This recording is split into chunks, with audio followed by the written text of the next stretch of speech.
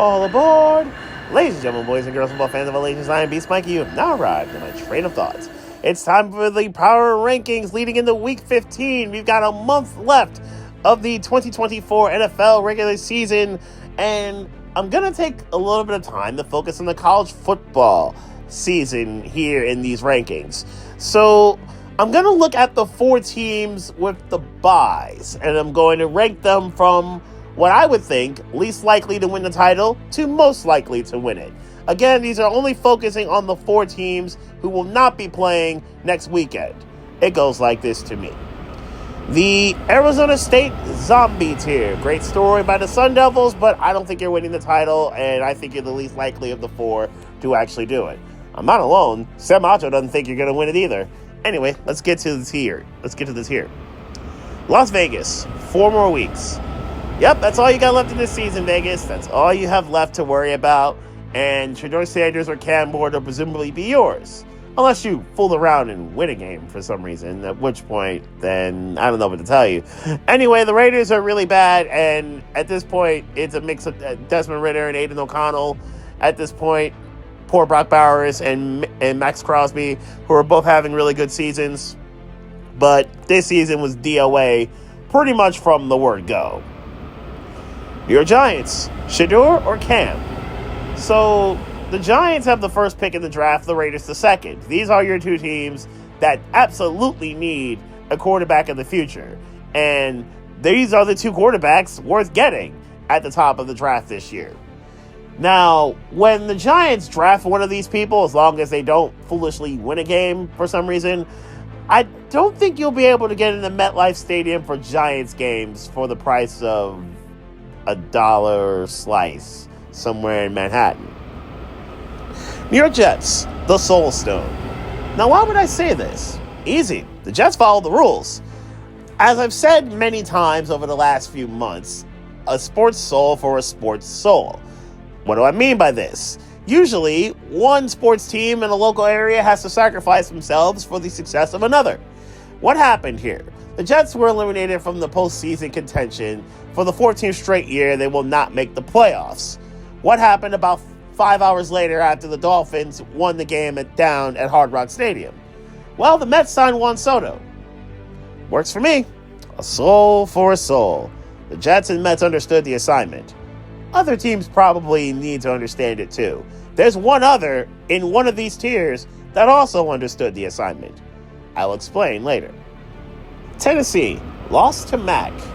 So they become the first and only team thus far to lose to Mac Jones, as he's been a Jacksonville Jaguar. And the game went about as ugly as you would understand. Neither offense did much of anything. Jacksonville got in the end zone once. It was barely enough to win the game. And the Titans kind of sort of understood the assignment of, okay, we don't really need to win here, and winning would be bad. So this was a good idea. I guess Tennessee will take it and run towards higher end talent, because I think that's what Tennessee truly needs. They could have traded Jeffrey Simmons and probably got a whole lot for him, for the elite defensive tackle, but they opted not to. I don't think that's the worst thing in the world. Please get a quarterback. Jacksonville won with Mac, and Jacksonville probably didn't need to win either, yet they did. Okay, I guess they'll take it. It ends their losing streak and ends their pain over the last few weeks and months, and it's a little bit of a bright spot in a season that's been incredibly dark for them. Trevor Lawrence being really bad and then really hurt, and nothing really going their way except for the emergence of Brian Thomas, who is looking like a pretty good rookie. Other than that, not much has gone right this year. And for Jacksonville, you got to fix that defense ASAP. Will Johnson declaring for the NFL draft is probably one of the best things that could have possibly happened to your season. He's the best corner in the draft, not named Travis Hunter, and will certainly be a top 10 draft pick when we get to April. Jacksonville will be in the top 10. Choose accordingly. Chicago, 4-yard half. That number wasn't fake, and that's surprising. Surprisingly bad for a Bears team that we've seen over the last few weeks be really bad in first halves. For that to happen right after firing Eberflus, here I am thinking they were going to get the fired coach bump, the interim coach bump, if you will, where you fire your coach and then the next week you play really well. Instead, they did the exact opposite. They said, all right, we're just going to play really bad and we're going to be downright awful and the season's going to be effectively over. This disaster of a year is very, very bearish, you know? We have optimism and hype, and we're thinking Chicago could actually do something, and all of a sudden they badly regress. Meanwhile, the rest of the division is looking like playoff teams and would probably be divisional round teams if they didn't have to face the Eagles in round one. Oof. New England. Belichick to UNC. I can't believe he's going to coach a college team. I really can't. I really thought he would either retire or an NFL team would give him a shot. But apparently that's not what's happening here. Maybe this is a scheme to set up his son and Steve Belichick for the next his next role. But either way, Belichick back in the coaching ranks is quite a thing. I don't think it'll work personally. I don't think he's going to be able to recruit like he probably should as a collegiate coach. But what up? Power to him. We'll see what happens in UNC. It'll be fun to see the ACC with a Miami team that's got to obviously try to rebuild and a Florida State team that's basically starting from zero. And the two favorites, Clemson and SMU, plus everyone else, I guess, in the conference. We'll see what Belichick is able to do and if he's able to recruit like he needs to keep up in the ACC. And Cleveland. Somewhat normal loss. Surprisingly, there wasn't really much to this. This wasn't a terrible loss in the sense of abject disaster happened or like something really catastrophic happened here. No, this was none of that. They just lost to the better team. Sure, Jameis Winston had an NO, and there was other turnovers in the game by the Browns, but there was nothing that was really to write home about. It was just a normal defeat, which is not Cleveland-like, but it's what happened in Cleveland. And yes, they're out of the playoffs, sure, but we kind of expected that when they got off a horrible start. Let's go to the Boise State Monkey's Paws here. Happy to see Boise State actually make it this far, but honestly, if they run into Penn State in the round of 8, I think their season will effectively end rather swiftly. They just don't have the horses to keep up with the Nittany Lions. Could it keep up with SMU if SMU got there? Maybe. I just don't think SMU is going to get there. Anyway, Carolina, semi-heartbreaking loss. For some reason, the Panthers shouldn't be losing these games in these kinds of painful fashions.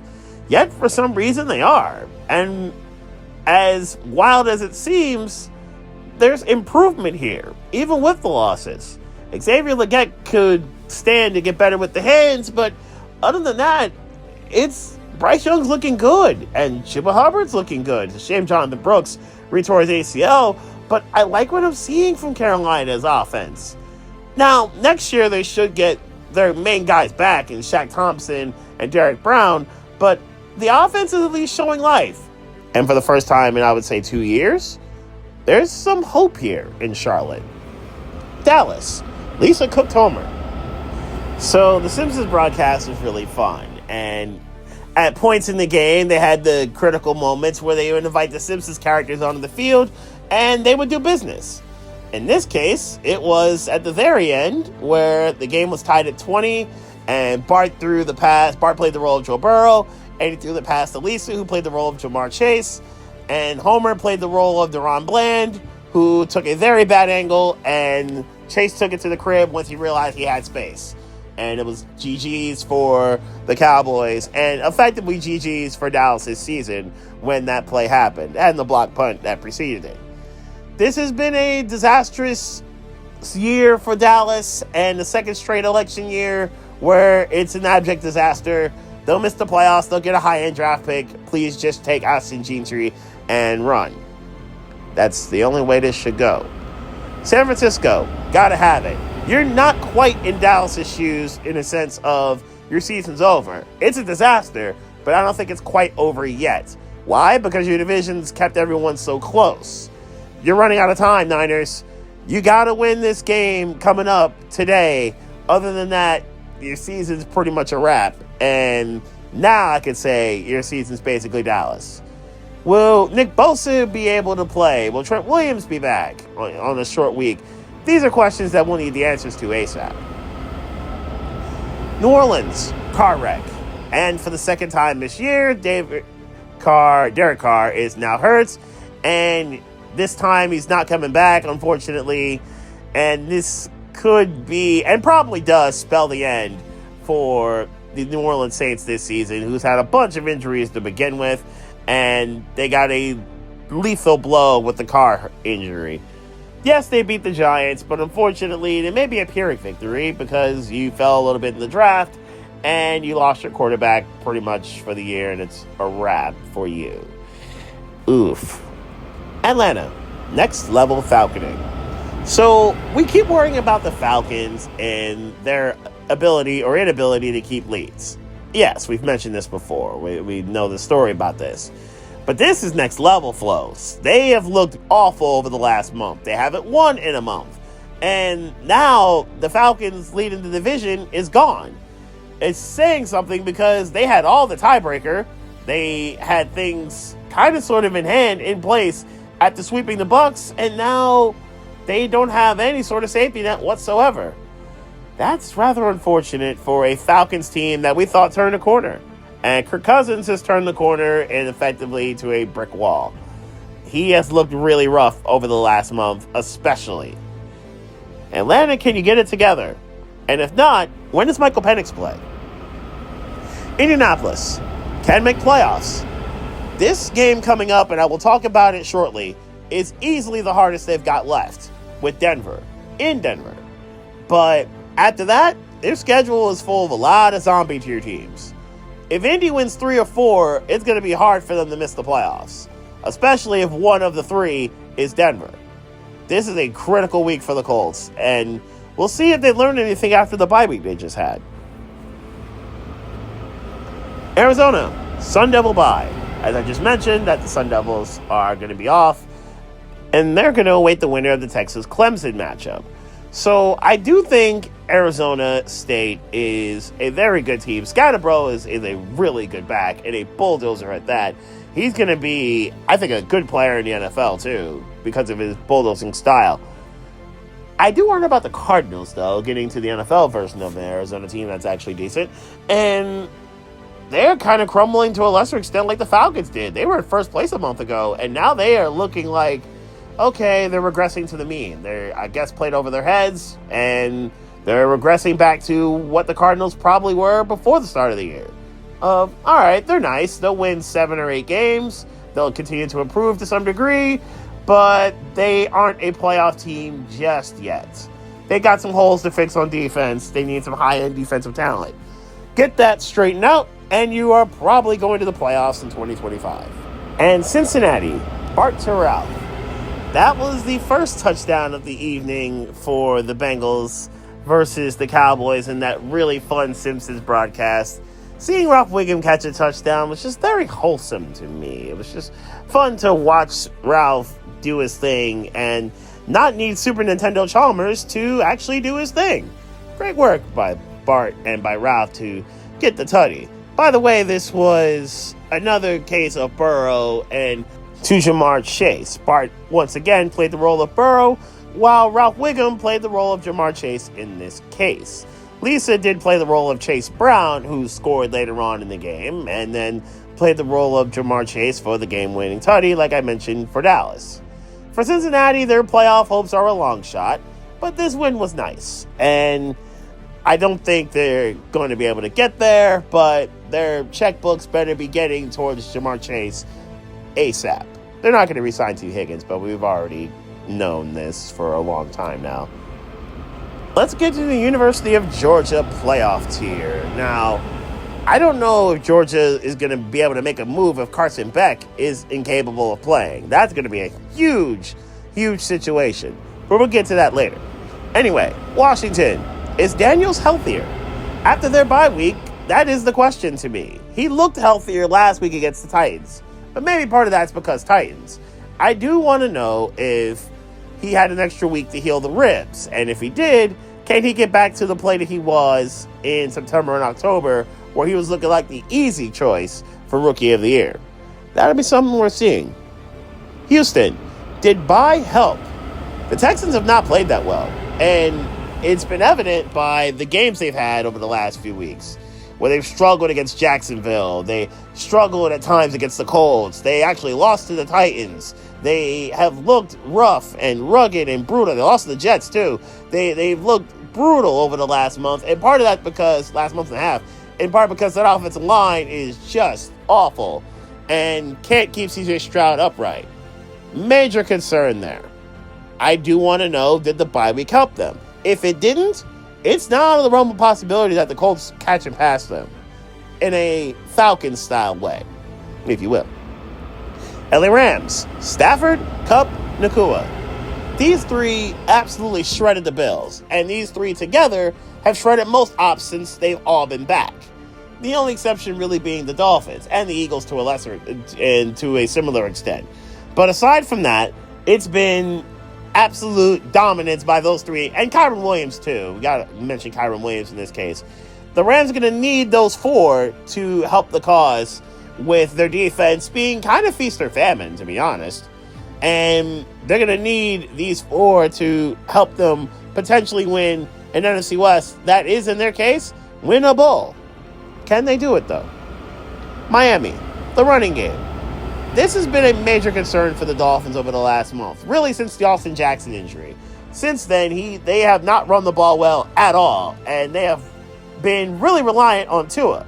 Now, to be fair to Tua, he's played really well, and Jonnu Smith has played well, and we've seen some good play from Jalen Waddle and Devon Achane and Tyreek Hill, but this has really been Tua's show since the injury to Austin Jackson. He's had to carry the offense, and he's done so successfully. He's going to have to in a crucial game with Houston. Pretty much every Dolphins game is crucial from here on. You win this game, though, with the Texans, it's the hardest game Miami's got left, and it will be a very good test for them against an offense that can also ball out. Tampa Bay, things look good. Now that the Falcons' collapse is in full effect, the Bucs' schedule is looking very, very good for them. Like I said a few weeks ago, they had a lot of layups they could hit, and if they hit them, they'd win their division. This is not a layup coming up this week. I will talk about it in a little bit. But aside from this week, a lot of the rest of their schedule is full of layups. Make them all, and you're probably winning the South and getting the 4 seed. You're in good shape, Tampa. Don't blow this. Although losing Antoine Winfield and potentially Bucky Irving could be devastating injuries if neither can play this week. Winfield probably won't. LA Chargers, pain. It's a feeling that you're used to by now if you're the Chargers. You've seen this many times before, where the Chargers have found very hilarious and very heartbreaking ways to lose games, depending on your point of view. This was probably the latter, because they had this game, they played really well against the Chiefs. They had this game won at different points in time, only to lose by a doink. And not even a doink that was missed by Cam Dicker. No, this was a doink that was made by Kansas City's kicker. And I think I'm going to say this even quicker. You still have a chance to make the playoffs. It's just a matter of, can you not Charger down the stretch? Crucial game. I'll talk about that in a little bit, though. Seattle, glass of Charbonnet. That's kind of what happened in Arizona as they watched the sunset, and effectively the sunset on the Cardinals season. And they looked really good. Now, they caused a couple of NOs, which was also nice, but they looked really good on offense because Zach Charbonnet terrorized them. Good look by Seattle. Don't blow this, and you're going to make the playoffs, as long as you don't blow this. And Denver, important month ahead. Denver's had a drought of about 8 years now. The last time they made the playoffs, they won the title. Denver has not been good since, to be quite honest, and this is the best team they've had in a long shot since that time. They've got a hard schedule coming up, though. They may get a break with Kansas City if the Chiefs don't need the game at the end, but that may be the only break they get down the stretch. Can Denver make the most of this opportunity and actually make the playoffs? We will see. I'll talk about their game shortly. And now let's get to the Oregon title tier. Oregon looks like the best team in the country. They looked it against Penn State last weekend, and they're going to be a really tough out for anybody in this playoff, even though they got a horrible draw with the 8-9 matchup with Tennessee and Ohio State. Anyway, Baltimore, issues to fix. So it's about the kicker, Justin Tucker, who has missed a lot of kicks this year.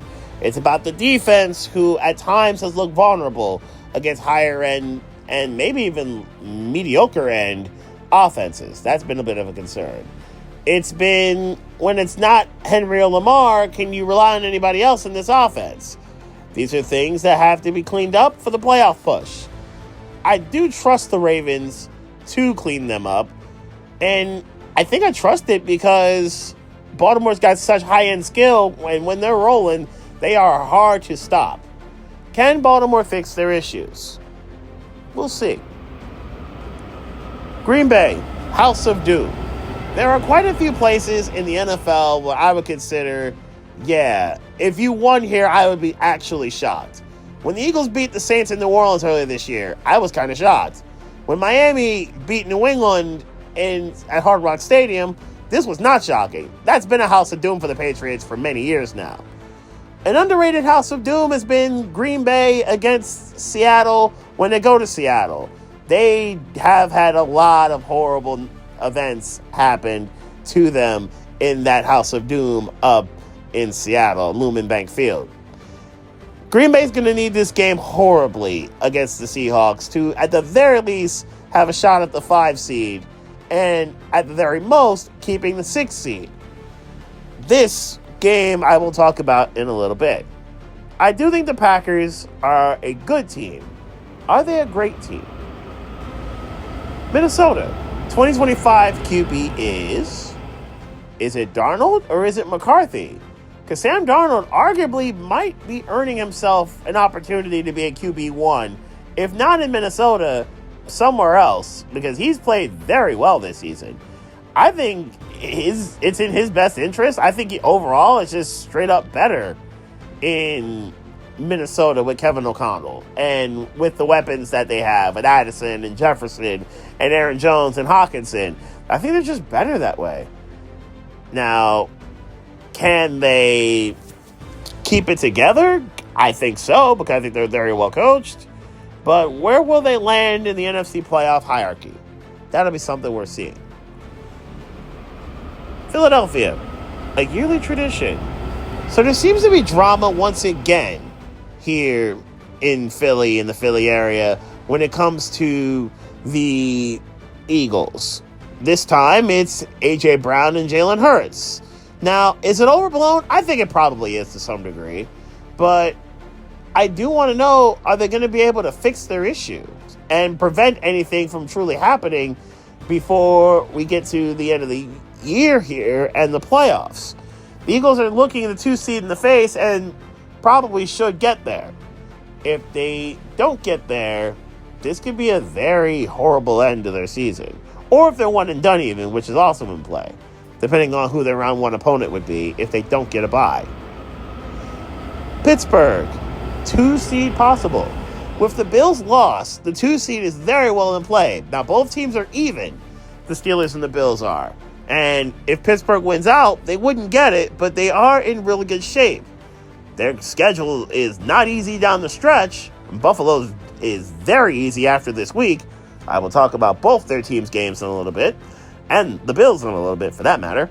But if Pittsburgh gets the right bounces or gets things to go their way, they could absolutely be the 2 seed, which is sizable, depending on what you think of whoever the 7 seed will be, whether it's Indianapolis or Miami or even Cincinnati.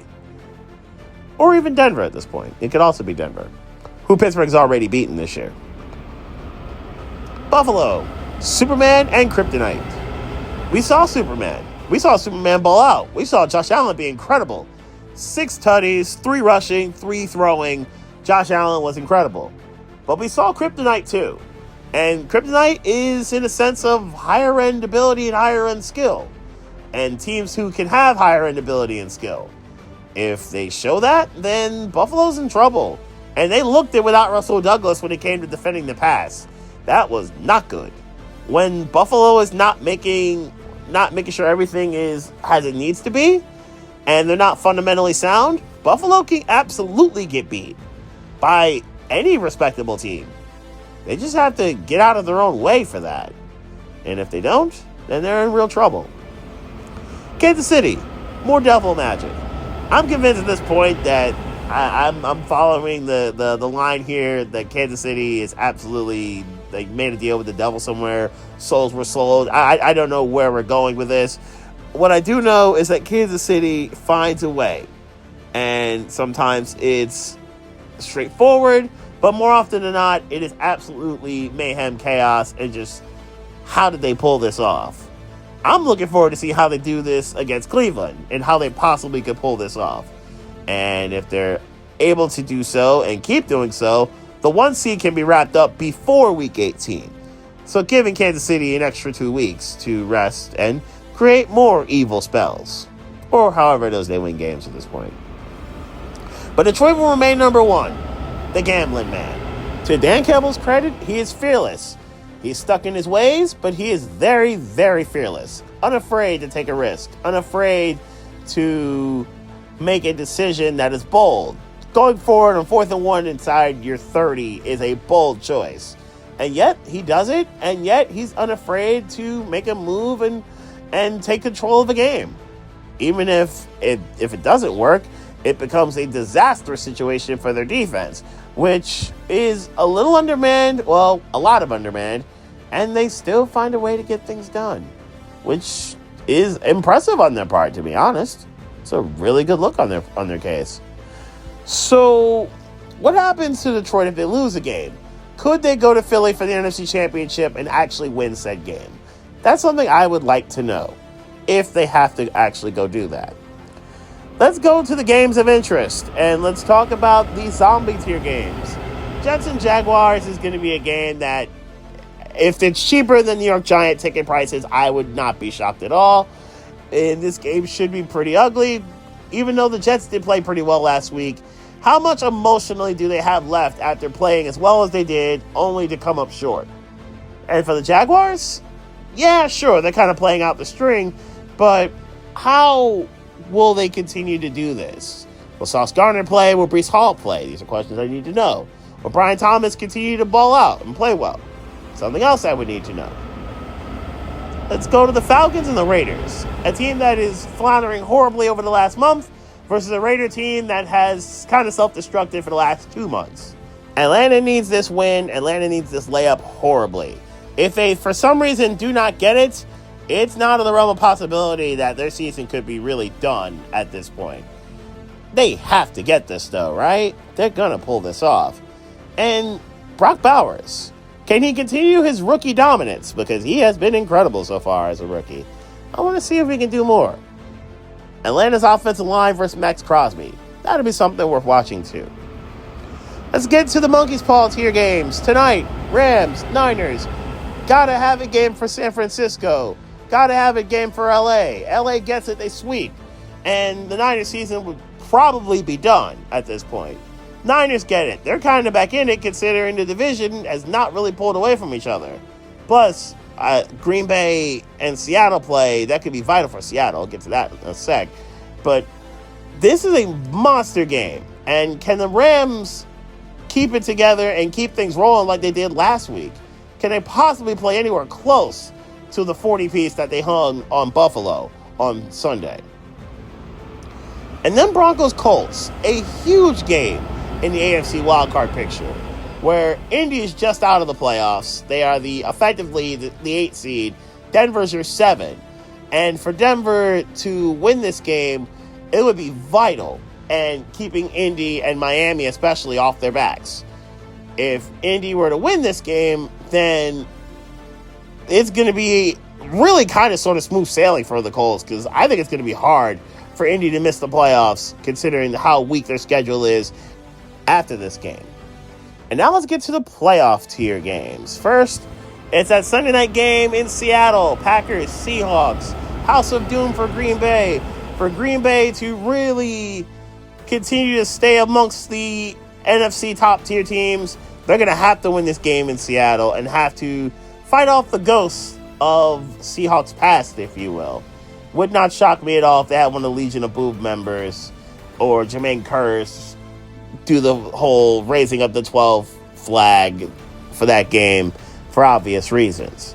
Anyway, this is a vital game, I would say, for both these squads. In Seattle's case, I would say the NFC West is not out of play. In the Packers' case, though the North is out of play for them, the 5th seed isn't out of play. They'll need a little bit of help and to do it themselves against the Vikings in a couple weeks, but the 5th seed is also not out of play for them. We'll see what they're able to do with it. And then we'll get to the Bucs and the Chargers, a vital game for similar reasons as Colts-Broncos, where it's huge for playoff seeding. It's huge for playoff positioning. What happens here? If the Chargers are able to win this game, it's huge for the Falcons. We'll have a golden opportunity to make a layup against the Raiders. If the Chargers were to lose this game and Tampa Bay gets it done, golden opportunity for the Broncos or Colts or the Dolphins if they're able to win. It's a monster game where a lot of teams will be paying attention to it as well as their own business. Can the Bucs defense deal with Herbert? And can the Charger offense put up enough points? This should be a pretty fun matchup, and we'll see what happens in LA. Let's get to the title tier games, and there were two obvious main events. The Battle of Pennsylvania, Steelers, Eagles, Wawa, Sheets, Flyers, Penguins. I will take the Philly side on two of those three. We'll get to the picks tomorrow when it comes to the football version. Anyway, Steelers and Eagles, a team with a whole lot of drama from Philly, a team with a little less drama from Pittsburgh. Will George Pickens play? And if he does, what's his matchup against Darius Slay going to look like? Will A.J. Brown be force-fed the ball? And if he does, what's his matchup with Joey Porter Jr. going to look like? Those safeties and Minkah Fitzpatrick and Deshaun Elliott, how are they going to handle business against Saquon Barkley? They're going to have to in order for them to have any sort of shot to win this game. Can T.J. Watt get home? Watt versus Jordan Mailata is a vital matchup, or Lane Johnson for that matter. And I'd say the same about Alex Highsmith if he plays, or Preston Smith. This is going to be an incredibly interesting game. I expect Steelers fans to make the trip to the Link and somewhat flood the building. It should be a fun atmosphere at the Link. By the way, shame on the NFL for having both this game and the game I'm about to talk about both at the same time. Why couldn't you have one of these games at 1 o'clock? I would feel so much better. I think a lot of us would feel so much better if they did that. Bills-Lions is obviously the other main event here. So you got Steelers-Eagles on Fox. You have Bills-Lions on CBS, both at 4:25. I hate this. I wish that they would have had one of these games at 1. Anyway, Bills-Lions. The Super Bowl matchup I think a lot of casuals want is this game.